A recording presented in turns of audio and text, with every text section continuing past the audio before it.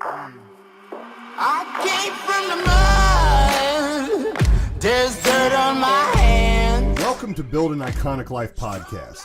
I'm your host, Chris Whitehead, and this podcast is dedicated to help you build a life with zero regrets by focusing on how you have everything you need to stand up, stand out, and live life on your terms. Let's dive right in. Hey everybody, welcome to another episode of Build an Iconic Life. I'm here with Steve Selengut, a 40-plus year veteran in the financial industry. He has not only the background and the pedigree, but he has helped people truly make spending money with their investments. Steve, you're the incomecoach.net. Right. And you have Retirement Money Secrets as a book that people can check out. Is that correct? Yeah, I just released in May of 2023. Well, congratulations for being part of the 1% Club that's written a book.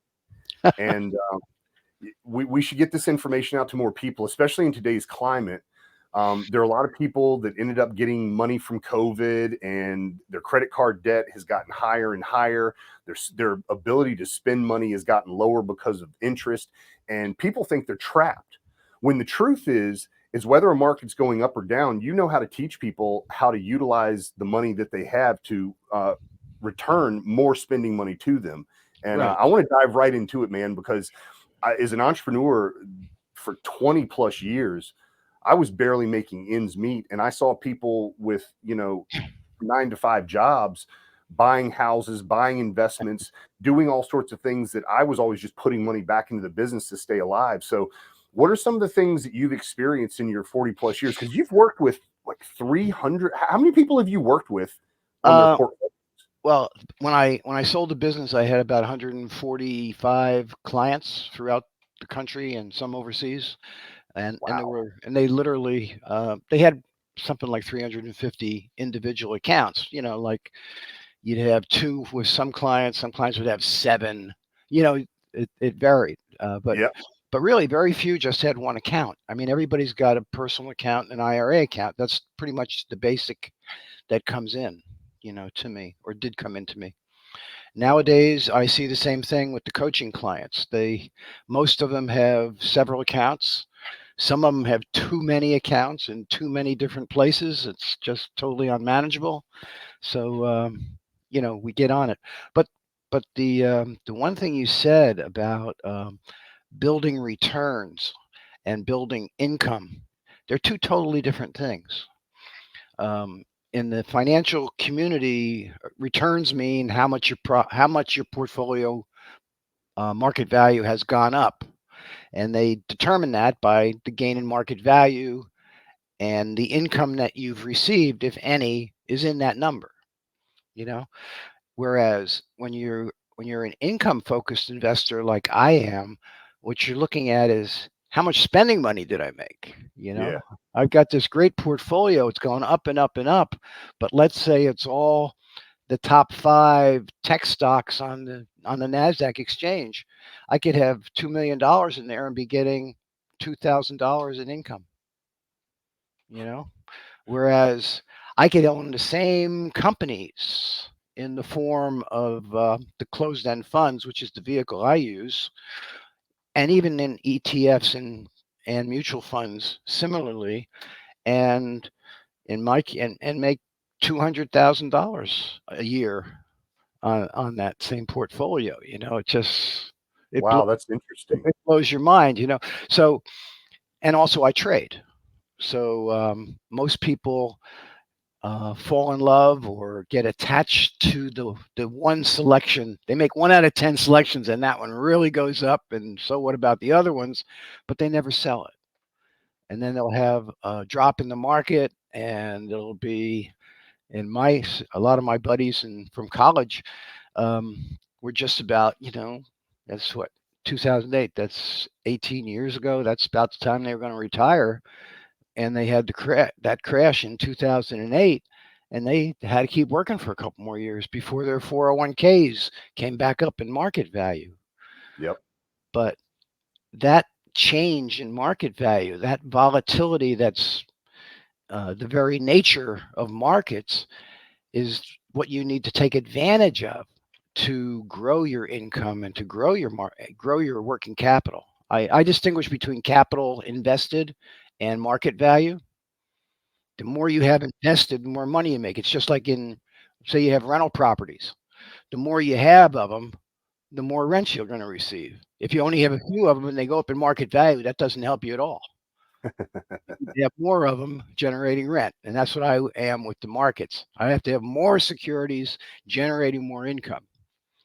Well, tell us how, like, person A is making $2,000 on their investment, but you're able to 100x that.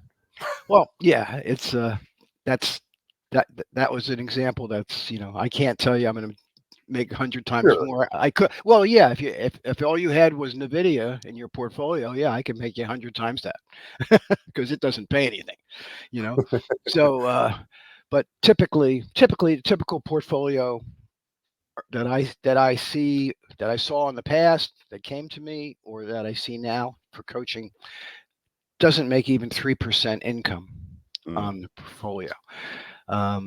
You can go to a place called CEF Connect. It's a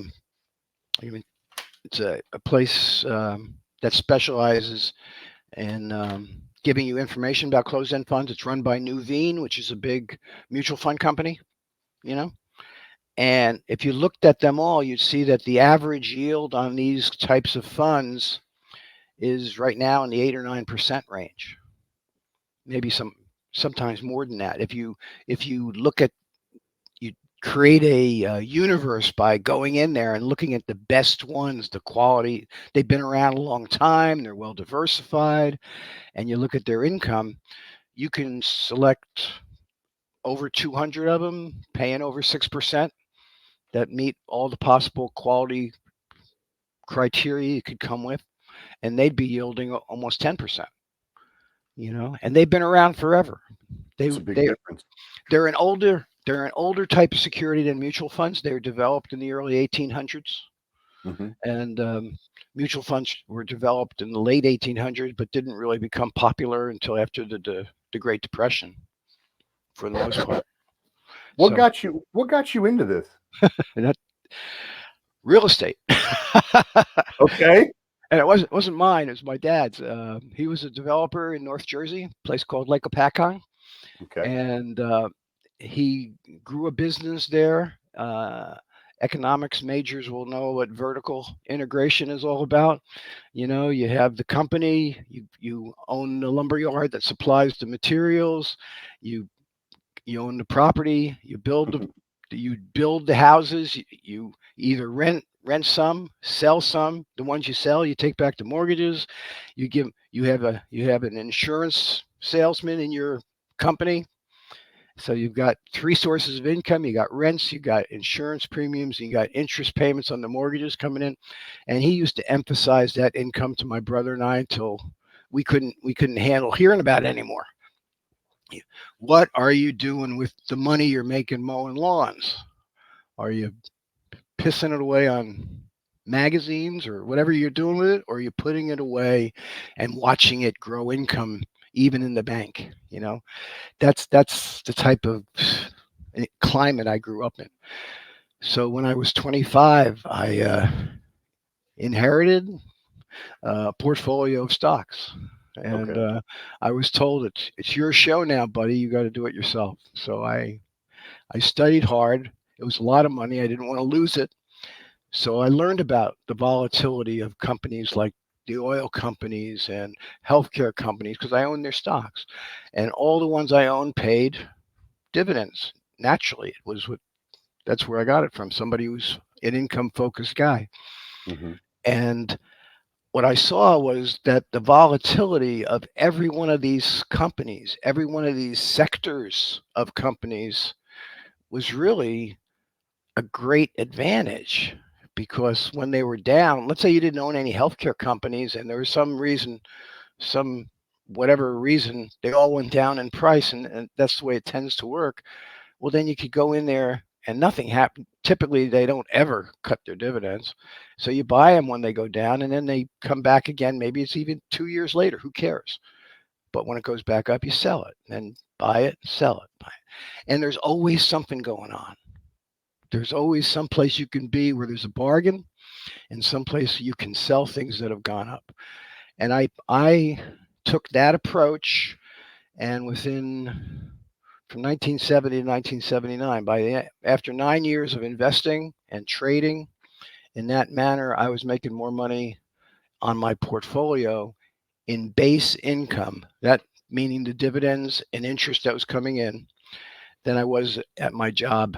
Now, admittedly, I had a lousy job, but I was but I was commuting to New York to have that lousy job, and my wife told me very often that I wasn't getting anywhere in that company. So something's got to change. So I came home one day and said, something just changed. I'm now starting my own business. How old were you? I was 34. Okay. 34, and a couple friends, my dentist, and the guy who owned a restaurant out in Long Island called Domenico's. If anybody's listening, it's still in operation, and they're still both alive and well, and still with my old firm that I sold. So when you went full time, well, I want to ask another question. I remember growing up, my dad lived in Northern Virginia. He worked for the government for a long time before he privatized, and he used to read the newspaper, and he would be on that stock market page. And Yeah. to me, it was like Greek. Like I had no idea what was going on. But now the ability to research and find information is a lot easier. What were you doing back then to find what was going up, what was going down, the trends that were happening? How did you make your decisions? I was stopping at the deli.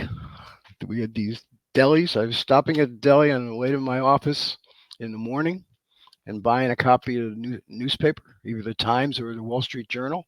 Yep. And I was opening that page, and I was going down those columns, and I was looking for good companies that I knew the names of, and that were paying income and stuff like that. And I was just buying them and stuff Wow. and selling them. But I started with a big portfolio, so I knew the types of securities I want. There was also back in the day, standard. I'll show you this. This is an antique I'm showing you now. Okay. The S&P used to produce a monthly stock guide. Wow. Yeah. Okay. Yeah. And inside this stock guide were all those lists. So you could, and it rated all the securities. So how big it was, what market cap it was, how long it's been around, blah, blah, everything you needed to know. And they gave it a rating. And the rating system was from A plus down to D or not rated. And B plus or better was what they considered investment grade. And that meant it was high quality, it paid income, it was a diversified type of enterprise, a profitable company. And that's what I use as my guidepost. Investment grade value stocks was what I invested in, and a lot of different types of bond securities, like corporate bond trusts and Ginnie Mae's and individual municipal bonds, stuff like that. But the information was there. I mean, I initially I didn't even have a computer really. Yeah. That was a later development, and then the internet. Geez, what was that? So we had to do it. When you called your broker to place a trade, he had to write out a ticket, and he'd write out a couple tickets. Hold on a minute, Steve. Run over to a desk where he'd put them, and this guy would, I don't know, by some sort of wire operator, he would send them into the street. And then you take them a couple more tickets, run them over there, put them down. Then you get them back, and they tell you whether they're done or not. I mean, it was crazy. It was crazy. Is this something you were doing every single day? Every day, but when I started, I didn't start off with 145 clients. So as the whole environment grew, I mean, if you look back at what the Dow. I don't know if a Dow was at 1,000 yet when I started investing. Wow. I don't think it was a million before computers got in there. A million share day didn't happen. Okay. You know what I mean? Now they do $1 million a minute. Yep. Well, You know, they're not even on the floor anymore, from what I yeah, understand. is that true? I didn't even know that. I Yeah, mean, they still show you pictures of yeah, guys that look like they're on the floor. but it's not really where it's happening. It's all happening on computers now. And I remember there was a movie I watched a long time ago called The Hudsucker Proxy, and there was a scene where the ticker tape is coming out of the glass dome, and they're making those decisions, and they're doing the same thing. It's like the ticket goes in, and then you see the guys on the floor screaming to get that in immediately. They some of my friends that worked on the floor, they go back and visit now, and they're like, it's a ghost town there. So things have definitely changed. I've been on the steps, but I've never been inside. You know, because I worked in New York, and we got down there often. Um, but the thing, a lot of people still invest in that very same way. Okay, They'll listen to a Jim Cramer, or not. I'm not saying anything negative about Jim Cramer, sure. but he will mention individual stocks and his opinion of them, and people go run out and buy that without doing any research or anything like that, That or sounds dangerous. they may hear something in a bathroom, from Yeah, really, people are crazy the way they'll just make decisions and go do things. I don't do that. Mine's very well researched and so forth. I operate my portfolios based on income, like I said, but there are really two kinds of income. There's the income that the company or the fund, or ETF or closed-end fund or mutual fund, are pretty much guaranteeing that they're going to send to you either monthly or quarterly. And then there's the other stream of income that you have to create for yourself.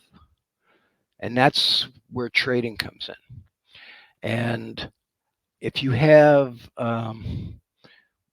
with closed end funds, you can actually trade bonds, mortgages, real estate, day to day, minute to minute in the stock market, because it's all inside. You can't do that with regular sure. bonds and mortgages. I mean, if you ever went to get a price on a bond holding, I mean, you got to get a quote, and then you have to pay a markup, stuff like that. Well, you don't need to do that with closed-end funds, because they're all inside uh, a package, and you own hundreds and hundreds of bonds. Municipal bonds, closed-end funds stake are averaging over 5%, tax-free, federally tax-free. So it's a whole different way of using the same iconic forms of investing, as you always have, but they're in a package, and the package has a professional manager who is different than the manager of ETFs and mutual funds. Because when the market panics, he doesn't have to sell securities like the other guys do to pay you. I want to sell my fund. They have to give you money. They have to Yep. sell shares to give you money. The managers of a closed-end fund don't, because their shares, their trust vehicles, their shares are traded just like common stocks. And it's trading between the owner and the buyer. Doesn't have anything to do with the fund management. So it's a totally different ball game. So my managers, those 100 or so managers that are working for me running those portfolios, they're able to take advantage of those low points in the market to buy stuff, and they take profits when that stuff goes up. A fund manager can't do that. I mean, if everybody wants to buy, he's buying. Even if Yeah. he knows the prices are way too high, I shouldn't be buying any more Microsoft. It's at its all-time high ever. I shouldn't buy it now, but he has to. They have to buy stuff. So that's one of the big differences. The other Let me difference, go ahead. one more important difference with this type of vehicle is they have to pay out 95% of their net earnings to their shareholders. And that's something that your head just went back. But Yeah. think about if Amazon had to pay its shareholders 95%, or any of the big companies, right? Yeah. We'd all have a lot more money. But that's the way closed-end funds operate. So you can have a portfolio of these, owning the exact same companies, the exact same bonds and preferred stocks and REITs even, BDCs that you do now, but the yield is significantly higher. One of the things that you mentioned, and especially with what I believe is coming into the market, just because I saw 2008 just like you did, I felt it, probably in a very different way than you did, because I was mostly confused. You were confused and nervous, and I was Yeah. I was rubbing my hands together, saying, "Wow, Well, what an opportunity!" Yeah. I was flipping houses at the time, and Fannie Oh. Mae and Freddie Mac decided that they didn't want to give home loans anymore, and I had some homes that needed to sell to first time home buyers. But what I was going to say is, I feel like foreclosures are coming again soon, which means the ability for you to trade on these mortgages while the prices are lower because they're incentivized to get rid of them is what do you see coming as an opportunity here in the near future potentially?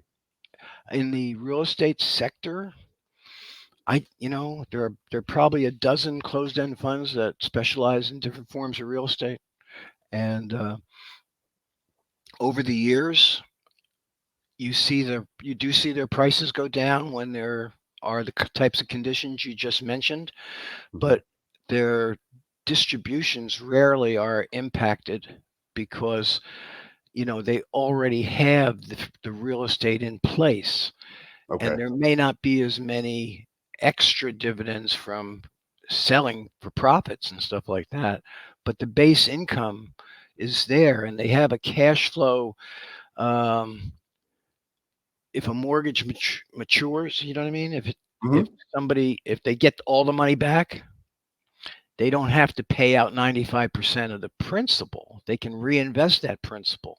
And in the Okay. situation you described, there would be bargains out there to take advantage of. Hmm. Because in a recession in the real estate market, the prices would be going down, and they could take advantage of it for future gains in the future. So yeah, um, they're always in a position. They're not forced to sell and take losses, because Okay. even if I panic and I sell all my um, JRS, if that happens to be one of the real estate, I'm not sure it is, but it might be things. If I sell it, I've sold it, but he hasn't. I've sold it to some other investor. I haven't asked him to sell shares to give me my money. So it's totally different. You're just like you own shares of Exxon. Hmm. You know, the Valdez goes ashore, and throws oil all over the North Pacific there, and their price goes down like 50%, but their dividend probably didn't go down at all. And even if it did, it didn't go down much, and its price went down to a point where somebody like me would have picked it up automatically. So that's what traders, and I'm not talking the four-letter word day trading. I'm not Yeah. talking about that. I'm not talking about that. But think about it.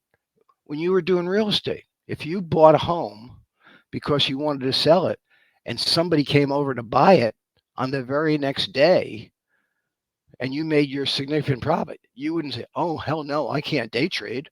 Right. You'd say, "Absolutely, here's the deed." That's what you'd say. And it's the same thing with anything else. This is a marketplace. And they call it a marketplace because it's like the Casbah, for God's sakes. You've got something to sell. You find somebody who wants to buy it. Period. That's it. You don't go into the stock market. I don't go into the stock market to buy something and hold on to it to see my inventory get big and beautiful and expensive. I buy it to sell it at a profit and buy something else and do it again. I've got a department store here. I got a stall in a market, and I've got closed-end funds to sell. I've got stocks to sell. I bought them. I think they're great, and I sell them at a profit, and then I replace them with something else, and I do it again. I'm a McDonald's. Whatever you want to say. Any capitalist firm hates it when the value of their inventory go up. In today's markets, look at um, companies. You know, they have people on staff whose responsibility is to make them have the least amount of inventory possible, so they don't have to carry that inventory because it costs money. And here we are in the stock market. They all want you to hold on to your inventory and not sell it. It's ridiculous in my mind. And I admit you're not going to hear this from many people. Oh no, I think it's extremely fascinating because for the most part, it seems like it wouldn't benefit them. But you're an individual trader who happens to do it in a professional manner, not day trading. But the truth is, it's whether it's a motorcycle, it's a building, heck, a ladder. It doesn't matter what it is to you. You're looking in, you're knowing what the value of something is. You're seeing it at a low, and you're selling it at a high. It's like basic economics, right? It's basically, and it doesn't even have to be a low or a high. It just has to be your perceived markup. If the market's in the doldrums, any profit's good. Oh, got it. If the market's at an all-time high, I might be holding out for 5, 6, 7%. But I'll never let 10% get away. Even in the old days when I was doing individual stocks, I was selling at 10%. And people who signed up with me to manage my money, they signed an agreement, and the agreement said very clearly that my target profit is 10%. You're not going to have any Microsoft that's going to go up like that. You're not going to have any of those, because I'm going to take 10%. I'm going to buy something else. I might even buy this one back again in a few weeks. Who knows? If it goes down, I will. But they had to understand that it's a different way of looking at things. Typically, how long would your clients stick with you until you decided to sell? My clients would stick with me almost forever. Like I said, the two guys that started with me in 1979 are still with the firm today. I didn't get phone calls in 87.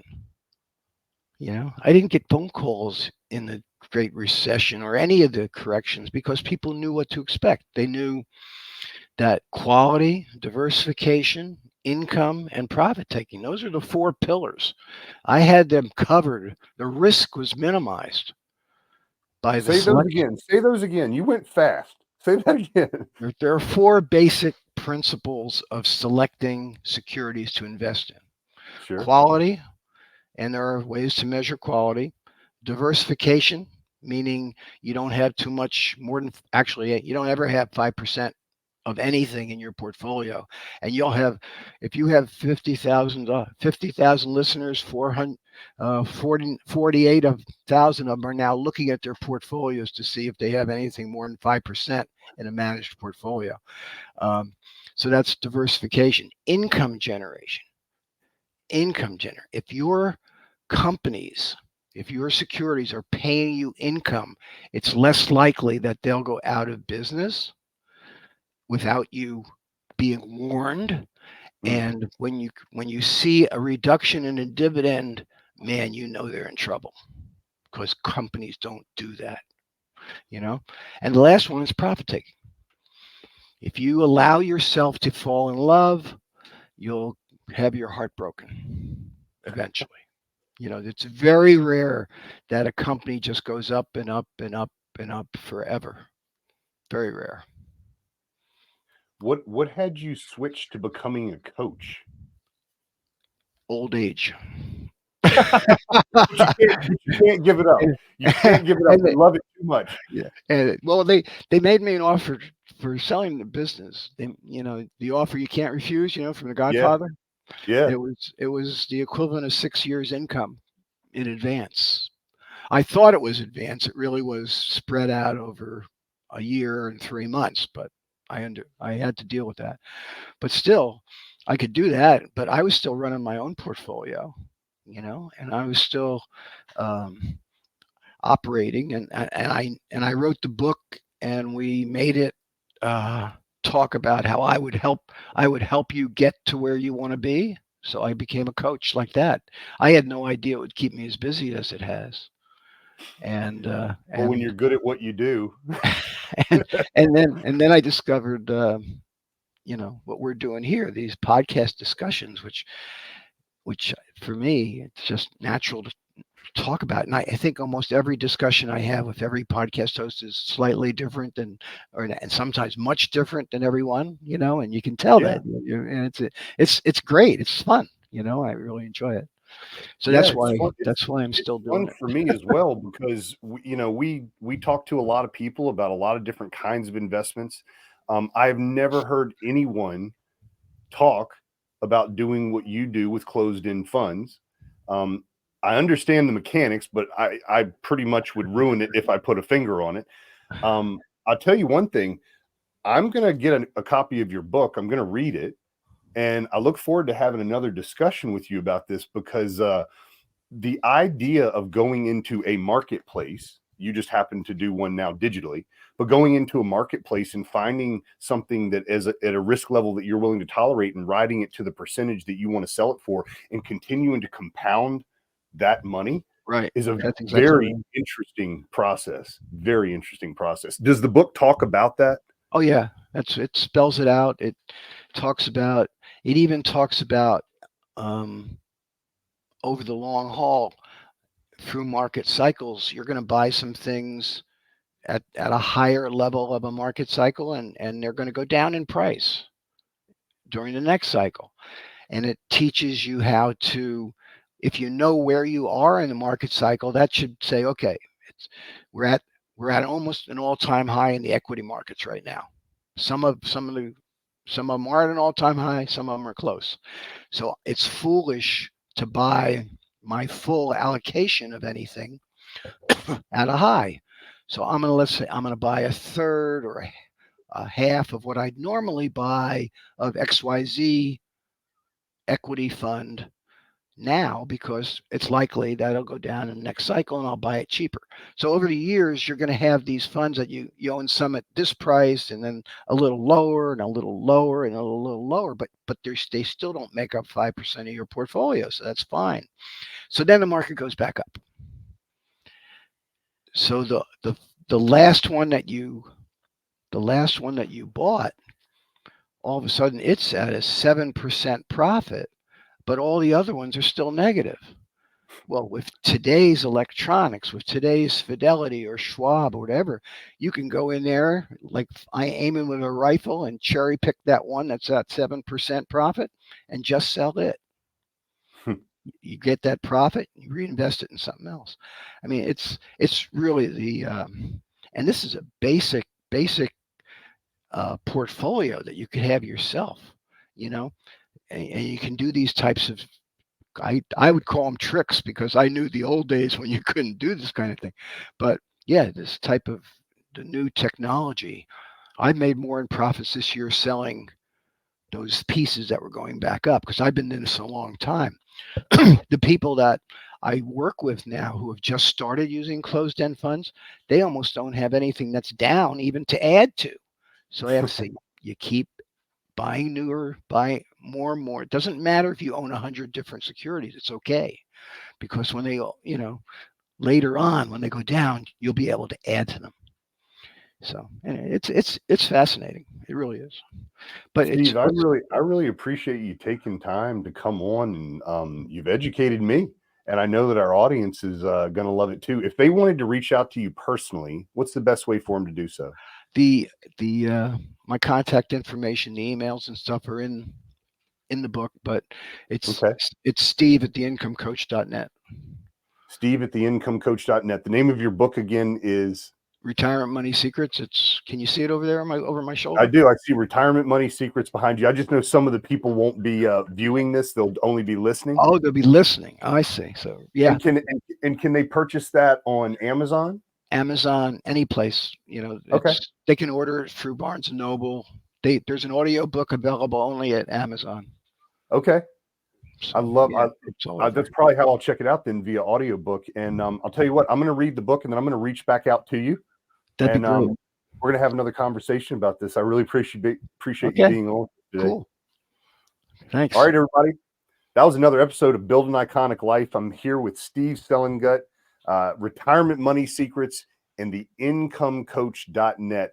After listening to this, if you don't think this man knows what he's talking about, I think you're absolutely crazy. But reach out to him, get his book, because there is no need for you to suffer when it comes to money.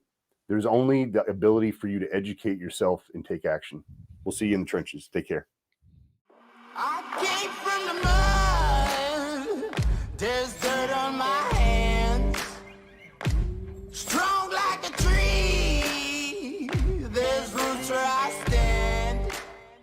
Hey friend, if you enjoyed listening to this podcast, please leave a review and subscribe to catch future casts.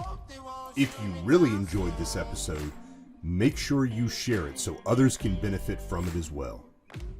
I'll see you in the trenches. Try to catch me howling at the moon.